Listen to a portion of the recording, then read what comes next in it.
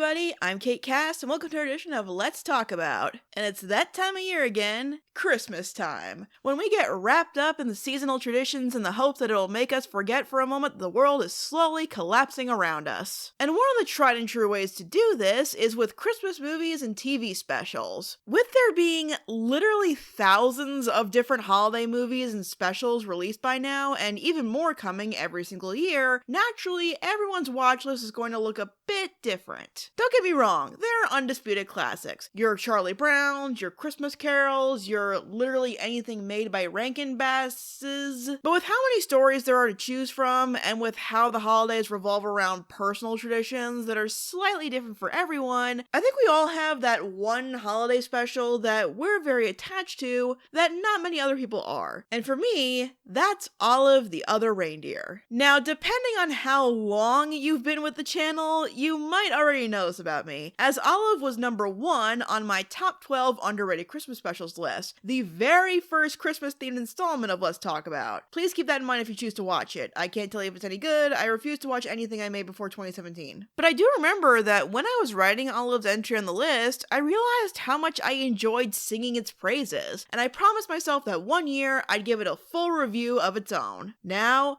after years of putting it off, it's finally time. Based on the children's book by Vivian Walsh and J. Otto Seibold, who also co-wrote this TV version, Olive the Other Reindeer is the story of a kind, optimistic dog named Olive who doesn't act like other dogs. So when she mishears the news on the radio that one of Santa's reindeer is injured and that he might have to depend on all of the other reindeer to get him through his annual Christmas flight, she starts to think that she might be a reindeer after all and heads to the North Pole to help save Christmas. Yes, this whole plot hinges on a cosmic game of broken telephone, a recurring gag in the special that somehow gets funnier each time. I used to think the Pledge of Allegiance was about me, Richard Stans. It's not? Just in case I haven't made this very obvious yet, I love the special. A lot. I have ever since I was a kid. To the point that, okay, you know how some kids have their parents leave carrots out for Santa's reindeer along with the milk and cookies? Well, I loved this special so much as a kid that for a couple of years, I had my parents leave out some dog biscuits for Olive. Thankfully, we had a dog of our own, so it wasn't too big of an ask. It was just so cute and pure and fun, and I loved it. But being tasked with having to analyze it for a video, I started to process just how unconventional it is, but brilliantly so. Despite the fact that this premise is ripped right from the pages of a very simple children's book, I feel like that if I try to explain the plot to you, that it's gonna sound really, really weird. And it is, but it works. Okay, I'm just gonna try to elaborate, we'll see how this goes. At this point, it's probably worth mentioning that this special was developed for TV by Matt Groening, the creator of The Simpsons, Futurama, and many more. Keeping that in mind, a lot of the creative choices in the special start to make a lot more sense. The writing, while being generally wholesome, definitely has that late 90s, early 2000s edge to it. You know, the kind that has jokes and references that are way too mature for the target demographic, littered with moments where you're wondering why your parents are laughing harder than you are. Once you hit the point in the story where Olive needs to hitch a ride to Santa's workshop from someone in a North Pole biker bar, you start to realize that this ain't your grandma's Christmas special. On the bright side, I didn't realize how weird parts of the special were until just now when I had to describe them. So it probably went over a lot of other kids' heads too. Olive the Other Reindeer gives you a very vibrant world in the 45 minutes it takes to tell its story, with a large cast of characters and creative locales that make every minute you spend in this world all the more enjoyable. Especially with how it expands on certain things from the children's book that inspired it, or creates completely new elements to enhance the idea for television. Like Olive's new friend Martini, who was featured in the book. Right there. And that's it. Oh, wait, there he is again.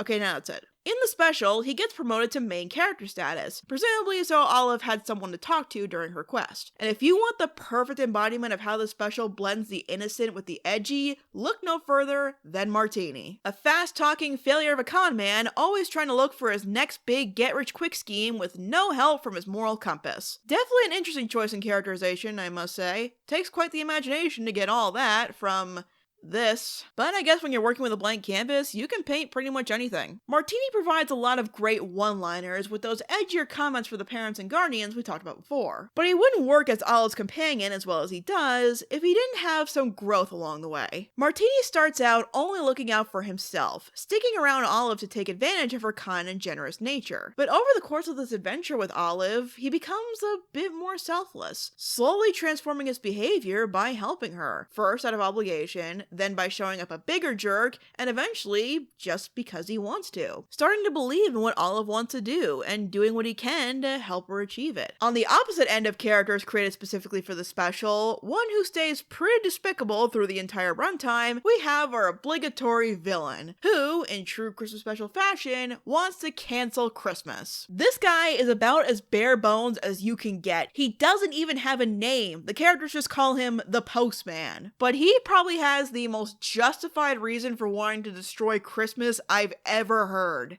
Being a postal worker. I've said this before, and I'll say it as many times as necessary. Making the villain of your Christmas special a mailman is a stroke of genius. Never have I understood more why someone would want to obliterate the holiday season than through the eyes of someone who has to deal with that increasingly busy workload. Oh, and apparently Santa didn't give him a toy train for Christmas or something, so he's got a vendetta against him for that. You know, this is starting to sound familiar. Well, how did you feel when you lost that toy train? I never lost that toy train. Well, maybe if you had, you'd have done better. Add in the extra bonus that the main hero of the story is a dog, which, according to cartoons, are the sworn enemies of mailmen, and as silly as it could sound said out loud, it's a very creative choice of an antagonist that works incredibly well. He's also a surprisingly competent and sociopathic villain. This guy is not playing around. From reckless driving, to kidnapping, to tampering with the mail by writing falsified hate mail to Santa to crush his morale in this difficult time, he is truly diabolical in a way I really didn't appreciate as a kid. It helps keep the stakes high, that's for sure. The whole special has moments of ridiculous brilliance, taking in the absurdity of this world they've created to make a silly short story fit into an hour-long time slot, and imbuing it with clever writing that keeps the adventure funny, exciting, and well-paced. But there's still a childlike fun and logic to the whole thing. Like how you don't even question that Olive can travel to the North Pole from any town USA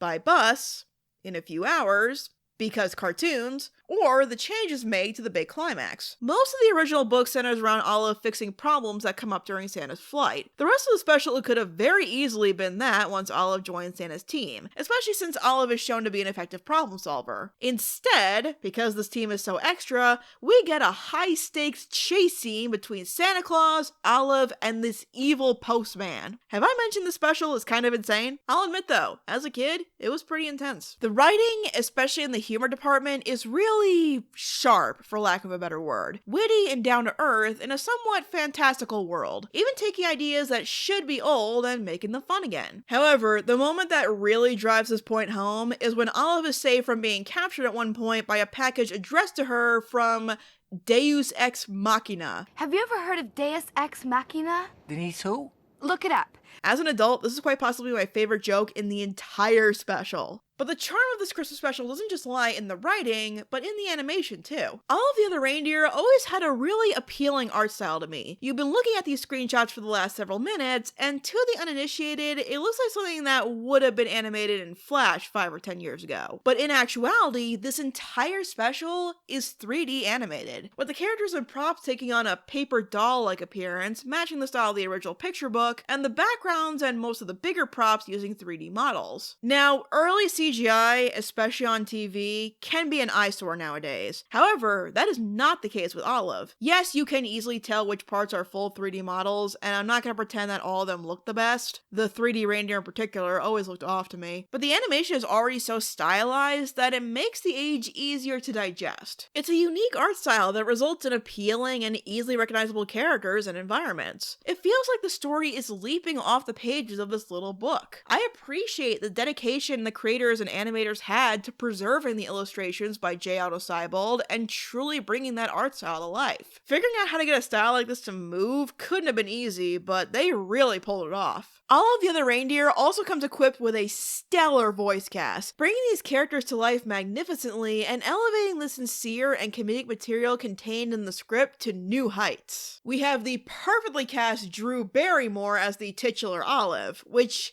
sounds like stunt casting, but honestly, it works really well. If you want a character to represent pure optimism and sunshine, you couldn't have cast anyone better. Also, maybe this is my childhood love for Teacher's Pet talking, but I always find it amusing when cartoons starring dogs have the voice actors go all in and do the growling and barking themselves, which Barrymore fully commits to, and it's great.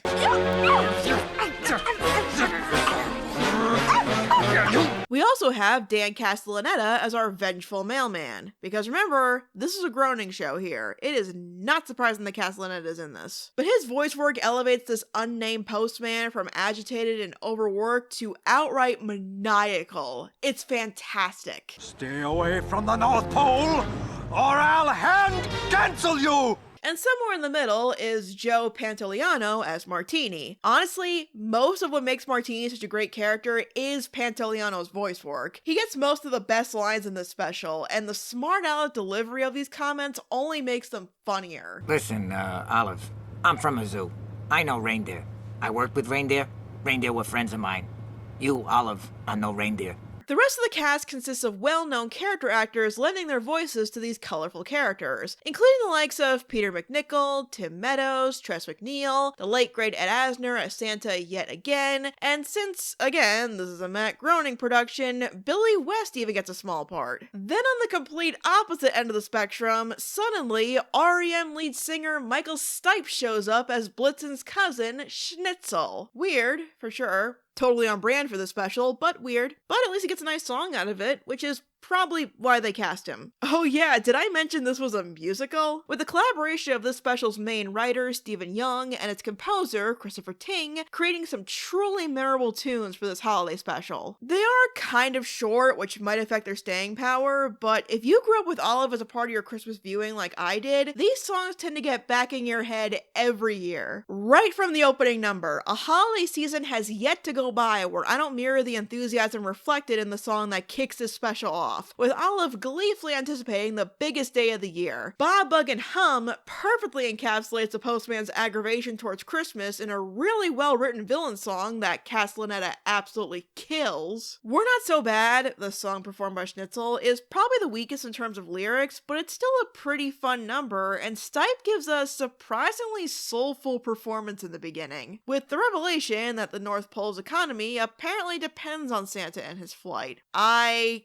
kinda hate how much sense that makes. But the standout to me is the big finale, Merry Christmas After All. A fun, upbeat number with a jazzy kick to it. All about how, against all odds and thanks to everyone's hard work, Christmas came after all. This song also includes some guest musicians, with the band Big Bad Voodoo Daddy joining Barrymore for the big climactic song. This I felt was worth mentioning because this would not be the last time this band would perform in a Christmas special. They also performed a very similar song, in a very similar context, in Phineas and Ferb's Christmas Vacation. That's right, Christmas has started now. Merry Christmas after all, to all the creatures great and small. I think it's safe to say that any Christmas special could be significantly improved by closing out with a big number by these guys. Why isn't this the standard? Anyway, the soundtrack might be hindered by the fact that there aren't that many songs, and the ones that are there aren't that long, but trust me when I say that this is a collection of songs that will stick with you every Christmas season without fail. Accompanied by the rest of the score composed throughout the special, which is festive and whimsical and great at complementing the emotion of a moment, and all of the other reindeer gets high marks in the music department as well. So everything we talked about so far can make for a pretty entertaining Christmas special, fun for the whole family around the holidays. But while everything we've talked about so far is really good, it's mostly surface level stuff. What a Christmas special needs, more than anything,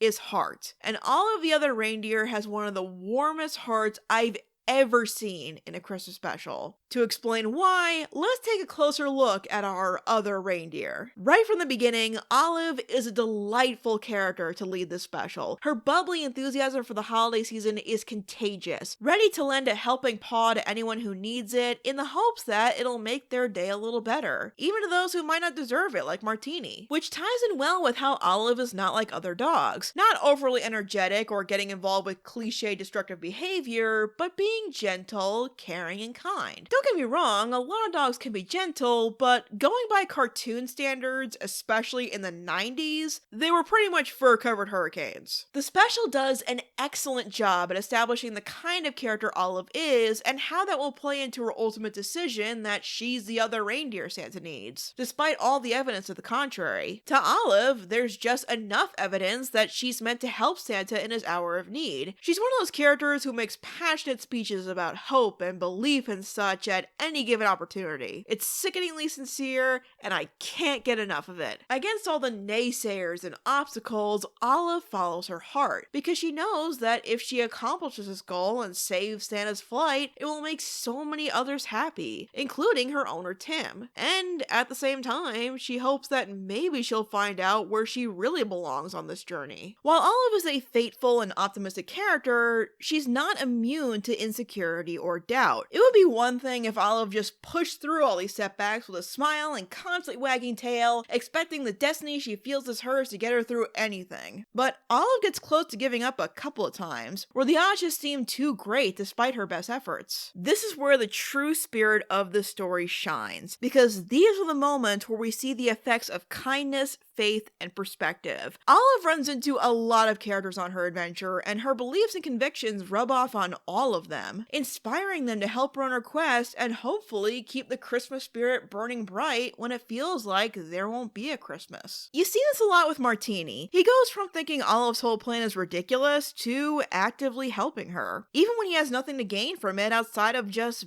being a good friend. But the scene that displays this the best is back in the Top of the World bar, where the rowdy patrons, bitter about Santa's flight being cancelled, get angry and take it out on Olive. Olive reminds them that things are only hopeless once you give up. At least she's trying to do something about this problem, unlike everyone else around her who have practically given up on Christmas. But that's Olive's attitude in a nutshell. Actually, no. This is Olive's attitude in a nutshell. Santa doesn't just give you stuff because you ask. You have to deserve it. I'm trying to deserve the good things I have, and the good things I hope I will have in the future. This is one of the most important sentiments I have ever heard in a Christmas special. Olive's whole life is about trying to give to the world what she feels it's given her. Even when she doesn't belong or is stepped on, she tries her best to see the good in the world and, more importantly, contribute to that good in any way she can. It's not a hot take to say that the holiday season can come with very specific expectations, making plans, keeping up traditions, and giving gifts. Santa's flight represents all of that in the story. So when it looks like Santa will be grounded this year, everyone, including Santa, is ready to give up on Christmas altogether.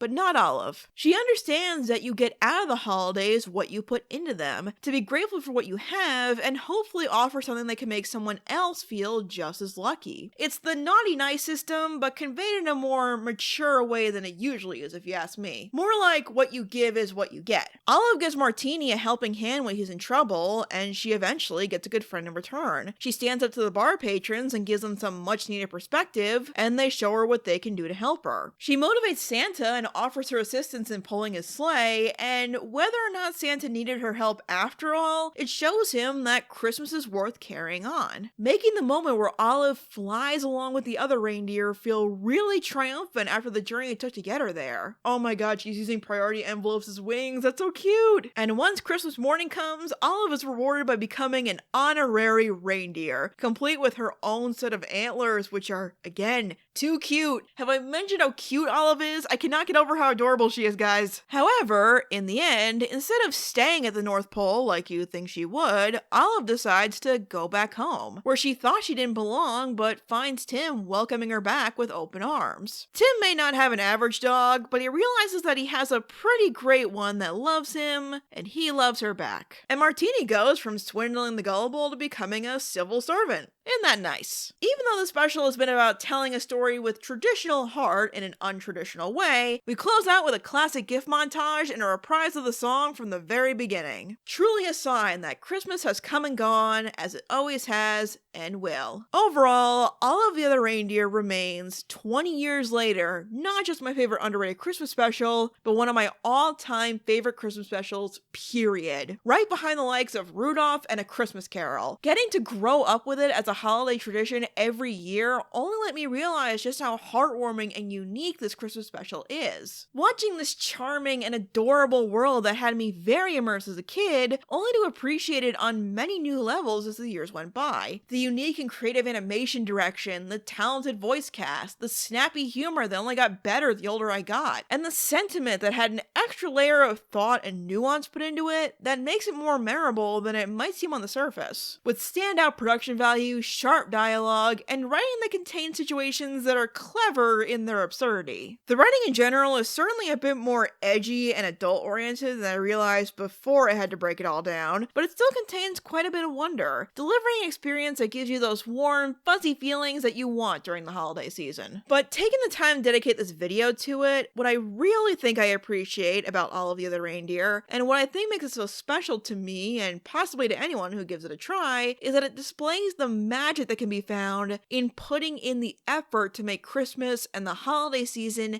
everything you'd want it to be. Dispelling the idea that miracles can happen just because it's the end of December. Yes, miraculous things can happen and things that felt impossible can be achieved, but like almost every other day of the year, more often than not, it takes work and determination on our part. If you put into the world what you hope to get out of it, you might just get it in return. Not always, but it's always worth a try. At least, that's what I think. I think if the last couple of years have taught us anything, is that it can be exhausting and even feel despondent to try and turn a bad situation around, especially when it's something that's meant to go a specific way or feels too out of your control. But Olive the Other Reindeer shows that with enough perseverance, it is possible. It might not go the way you expected, and it's going to be really difficult, but that just might mean there will be something more special to celebrate afterwards. So this year, don't just hope the holidays will be good, put in the work to make them great for yourself and whoever you share the festivities with. And also, check out Olive the Other Reindeer if you haven't already. It's funny and cute and well animated, and I want more people to know about it. Thanks for watching, everyone. Definitely let me know what you think of the special in the comments below. That's why the series is called Let's Talk About. I want to give a very special thanks to my patrons who help support my content, including Dave L. Sproul, Sebastian Canino of Quinton Reviews, Chelsea Crandall, Hawk Hero, Jinx Productions, Wait in the Wings, and Michael Gleason. Everyone's getting a shout out this time because it's the holidays. If you'd like to join these fine people in supporting my content while getting cool exclusive perks, you can check out my Patreon page at the link in the description, as well as my other social media if you'd like to check out any of those. Thank you so much again for watching, and I will see you guys next time.